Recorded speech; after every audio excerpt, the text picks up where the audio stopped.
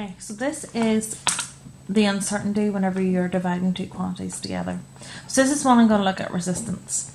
So here I have, let's pretend this may be a multimeter reading voltage.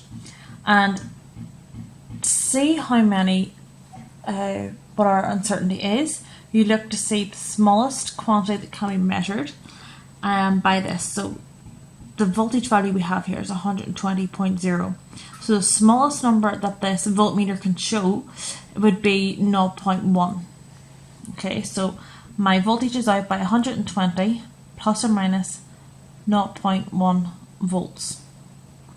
Now let's find the percentage uncertainty in voltage. So I have the uncertainty in the voltmeter, which we got was 0.1,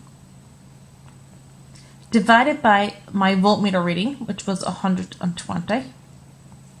To turn it into a percentage, I'm just going to multiply that by 100.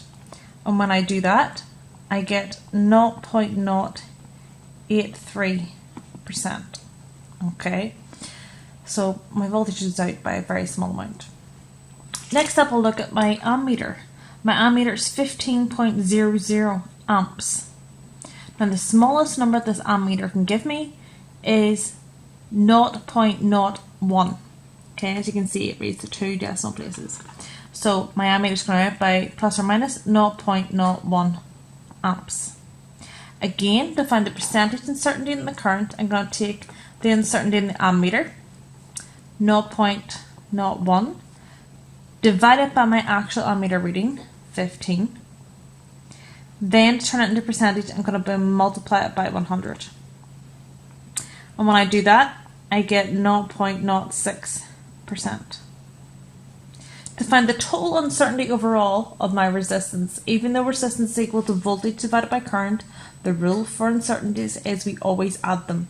So my uncertainty in my voltmeter, the 0.083%, plus my uncertainty in my current, 0.06%. If I add them together, that is going to give me my total uncertainty of 0.143%. So that means whatever I calculate the resistance to be, it is going to be slightly out by this percent. Now let's find the resistance. So that is just simple. You get your voltage value, 120, divided by my ammeter value of 15. And when I do that, I get 8 ohms. So my total overall value is going to be 8 ohms plus or minus whatever percentage this is of 8. So to do that, I'm going to do 8 divided by 100 to find 1%, and then multiply it by 0.143, and I get a value